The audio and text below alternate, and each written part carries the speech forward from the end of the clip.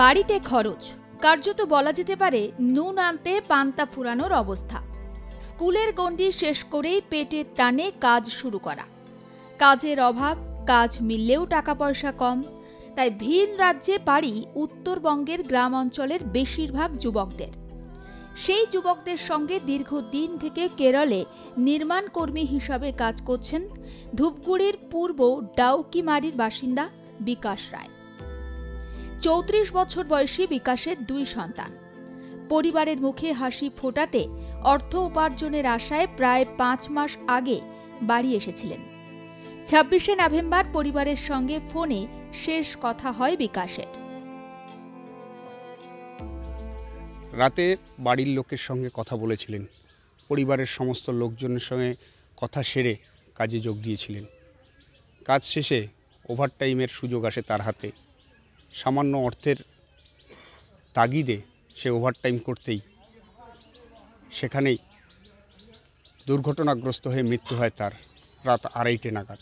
সকালেই সেই অনিশ্চয়তার ফোনটা আসে পরিবারের কাছে, বিকাশ আর নেই।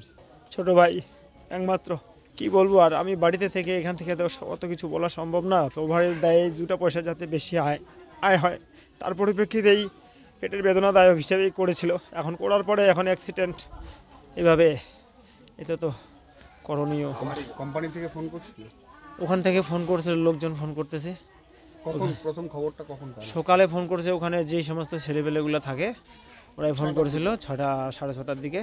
আমি সকালবেলা ঘুম থেকে উঠলাম, উঠেই এরকম পরিস্থিতি দেখে তো আমি তো আর থাকতেই পারছি না। তারপর এদিক এদিক করতে করতেই আনাচে কানাচে শোনাশুনি হয়ে গেল, লোকজন ভর্তি কান্নায় এখন ভেঙে পড়ছি। বাবা মা কি বলছে এখন, কি অবস্থা ওখানে?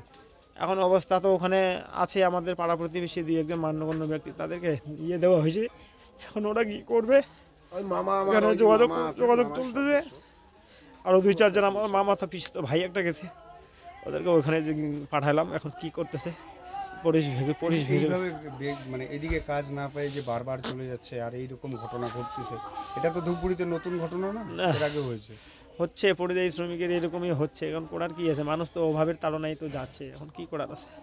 ডাইরেক্ট যারা কোম্পানিতে আছে তাদের কাছে আমি শুনি নাই, আমি শুনলাম যেটা কাজে গেছে, কাজে যাওয়ার পরে নাকি বলে ওই একটা 10টার দিকে 12টার দিকে, এরা 12টার দিকে গেছে। যাওয়ার পরে নাকি বলে কোথায় ওই যে কাজ করতে গেছে, কি জাল না কি যেন পায়ে আঁচল লাগছিল, লাগিয়ে নাকি পড়ে গেছে, পাথরের উপরে পড়ে গেছে। এটাই শুনলাম আর কি। এটা কতদূর যে কি সেটা বলতে পারবো না। কোথায় কাজ করতো, কোথায়? এটা কেরালা ছাড়িয়া কি জায়গাটার নাম সেটাও আমি জানি না। কতদিন দিয়ে কাজ করে? মোটামুটি উনি তো প্রায় হাই স্কুল বাদ দেওয়ার পর থেকে বাইরেই কাজ করে, 1.5 বছর 2 বছর অবধি কাজ করে। আবার বাড়ি আসে, যায়, বিয়ে বাঁধা করলো, সব কিছুই করলো। বাচ্চা একটা, আর 2টা বাচ্চা, একটা মেয়ে একটা ছেলে। এবং কালকেও চাল টাল দিয়ে পাঠাইছে, টাকা পয়সা দিয়ে পাঠাইছে। ওর মেয়ের আবার পরীক্ষা ফিস, কালকে পরীক্ষা আছে। হ্যাঁ, তার মধ্যে ভালোভাবেই ভিডিও কলটার রাত্রিবেলায় করিল।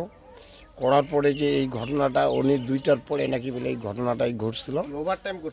ওভারটাইম করছিল। লাস্ট কবে গেছে বাড়ি থেকে? বাড়িতে মোটামুটি 5 মাস রে বাবা, ওই বড় ছিল। হ্যাঁ, শেষের দিকে গেছে। উনি এই মাঘের মধ্যেই চলে আসবে, তার মধ্যে এই ঘটনা। বিকাশের পরিবারে রয়েছে স্ত্রী এবং 7 বছরের মেয়ে আর 1 বছর বয়সী ছেলে। এছাড়াও পরিবারে রয়েছে বৃদ্ধ বাবা মা, দাদা বৌদি এবং এক ভাইপো। যৌথ সংসারে দাদাকে বলে গিয়েছিলেন, বাইরে আমি দেখে নেব, বাড়িটা তুই দেখে নিস। কিন্তু পরিবারের উপার্জনকারীর এই মর্মান্তিক ঘটনায় বারবার কান্নায় ভেঙে পড়ছেন দাদাও। সন্তানরা বাবা শব্দের অর্থ ভালোভাবে জানার আগেই বাবা হারা হলো। সংসার চালানোর তাগিদে ভিন রাজ্যে কাজে গিয়ে ফের বাংলার পরিযায়ী শ্রমিকের মৃত্যু। ধূপগুড়ি ব্লকে আমরা এর আগেও দেখেছি, বা জলপাইগুড়ি জেলাতে আমরা আগেও দেখেছি, এভাবেই পরিযায়ী শ্রমিকের মৃত্যুর খবর আসছে। কাজ নেই, কাজের অভাবে অথবা কাজ পেলেও ন্যূনতম মজুরিটাও সংসার চালানো দায় হয়ে যায়। সেই পরিস্থিতিতেই ভিন রাজ্যে পাড়ি দিতে হয় এই এলাকার যুবকদেরকে। আর পরবর্তীতে তার মধ্যেই কিছু দুর্ঘটনার খবর আসে, তাতেই ভেঙে পড়ে অনিশ্চয়তার মেঘ এই পরিবারগুলোর উপরে। কি করা যাবে পরিবার তা নিয়ে কিন্তু ইতিমধ্যেই চিন্তার ভাঁজ পড়েছে। পরিবারে 7 বছরের মেয়ে, 1 বছরের ছেলে, স্ত্রী, বাবা মা ভাই সকলকেই ছেড়ে গিয়েছেন বিকাশ।